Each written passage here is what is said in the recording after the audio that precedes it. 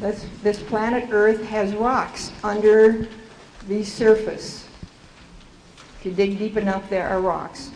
There are carbonate rocks, crystalline rocks, phosphate rocks, and sedimentary rocks. That takes in most of the rock varieties that we live on top of. One category, the phosphate rocks, often have uranium. That's because uranium combines with phosphates. So that's why you would find uranium phosphate together in some kind of a compound underneath the surface of the Earth. Sometimes it sticks right out, but mostly there's a little bit of covering soil. Uranium is radioactive with a long, long half-life, millions of years, so it's not going to go away. We have to adapt to it.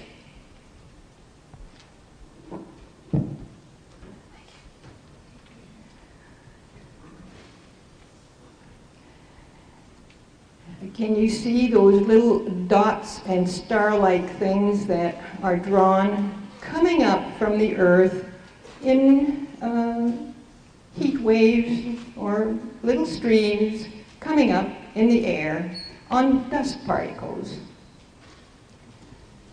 Those star-like things are the radioactive elements, and those littler dots are the lanthanide elements.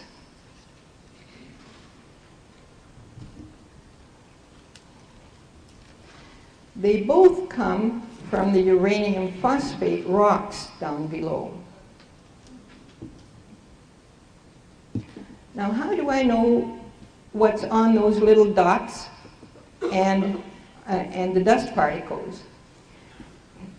You take a paper towel, like a kitchen paper towel, and you hang it, you dampen it with a little water, the tap or any kind, and you hang it with a clothespin from someplace in your house, the kitchen, the bedroom, anywhere.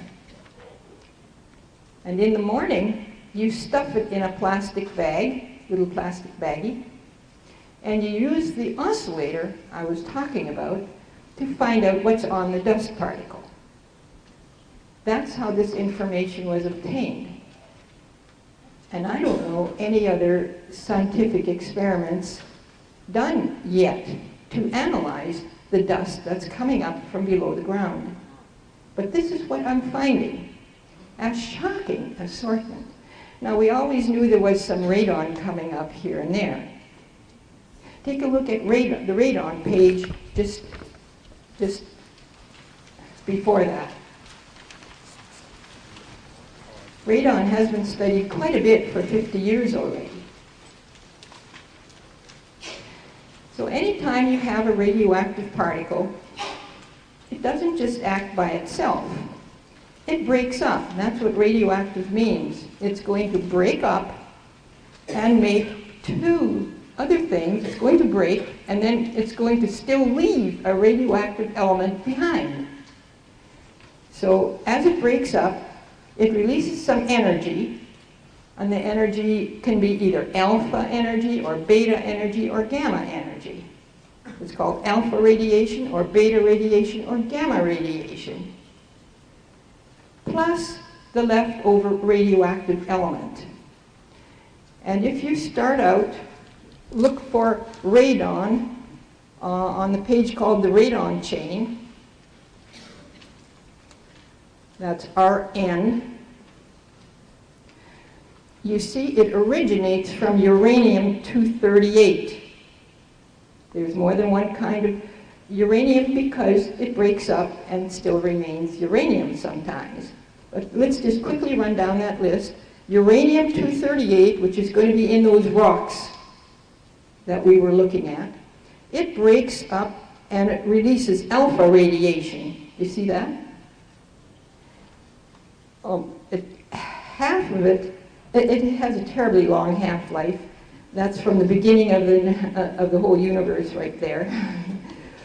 And when it breaks up, what's left over is thorium, thorium-234, also radioactive.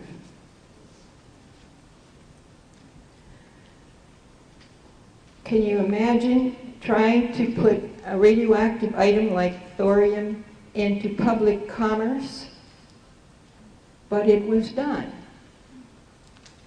It was done 50 to 100 years ago when we made gas mantles out of them. Unbelievable. Then thorium itself breaks up again, and this time it releases a beta radiation and turns into proactinium. Then proactinium releases a beta radiation and becomes uranium again, a different weight uranium. And then that uranium goes to another thorium. That thorium goes to radium this time. And radium goes to radon. So that's how the radon gets made, that comes up from the ground and sails up into your kitchen air or wherever it can, just as though it were some kind of a fume, let's say tobacco fume. If you can smell tobacco or bacon frying, you know that it'll get through any little crevice, and we have to protect ourselves from that. But radon isn't the only thing. Radon breaks off an alpha radiation and then turns into polonium. Polonium is extraordinarily cancer-causing. Polonium-218 releases an alpha particle and turns into radioactive lead. See, whatever it turns into is radioactive, so that when you breathe in some radon, which turns into polonium, and it's in you, in your lungs, in your veins and arteries, it's turning into radioactive lead, and you know lead likes to go to bones. So any one of us would be expected to have quite a bit of radioactive lead in your bones. And there's a big difference. Radioactive lead is much more harmful than plain lead, because it is making mutations at the same time as causing the lead toxicity. The lead makes a beta radiation, turns into radioactive bismuth, which is also very harmful, radioactive bismuth. The bismuth turns into another polonium. That polonium turns into another radioactive lead. That radioactive lead turns into another radioactive bismuth, and this radioactive bismuth turns into another polonium. There are 3 poloniums here. Now, that has already been studied a lot, and mostly all these derivatives have not been studied, only the radon and major derivatives. It's really, I would say, just in its infancy. But what I did is I looked for all of these on the dust coming up into the house, and it was all there. And then if you look in your tissues, you'll see all these different things in different places, and that's how it got there. But what was not known is that you also have all these lanthanides there. Very often, a lanthanide breaks up the same way, because it's radioactive, breaks up the same way as radon does. And so we're living in a world of radioactive elements that we never knew before.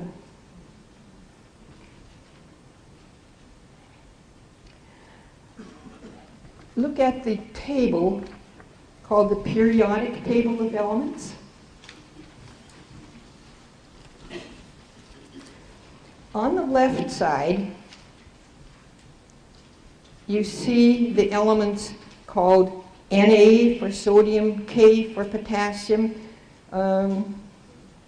hydrogen, lithium. These are the most reactive elements that we have on this earth. They are so reactive that you can't hold them out in the air. They just light up and burn. And that's why you have something called a flare, for instance, a magnesium flare or something. You don't dare just have it open in the air. That's how reactive they are. The next group beside it has magnesium and calcium and strontium and barium. Do you see that? That's group 2. From the left, the second group over. They are very reactive too, not quite as reactive as the first group. And then the third group over is still quite reactive. And it has La down in the third group, the third one down. Can you spot La? That's lanthanum. Lanthanum is the first member of a whole group called the lanthanides, and they all belong in that square. Now, you can't, the only way they could shove it all in there was by making that line called lanthanides down below. Do you see that line called lanthanides? They all belong in that square called lanthanum. And they all have properties similar to the other ones there beside barium and strontium and calcium and magnesium. In other words, they behave like a metal, and they're going to combine with something at the other end of the table.